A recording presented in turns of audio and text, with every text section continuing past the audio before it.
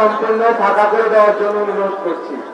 আমাদের পুরো মঞ্চ ফাঁকা করে দিন, আমরা অনুষ্ঠান এখনই শুরু করব। আচ্ছা, সবাই স্লোগান বন্ধ করে দাঁড়াবে। তোমার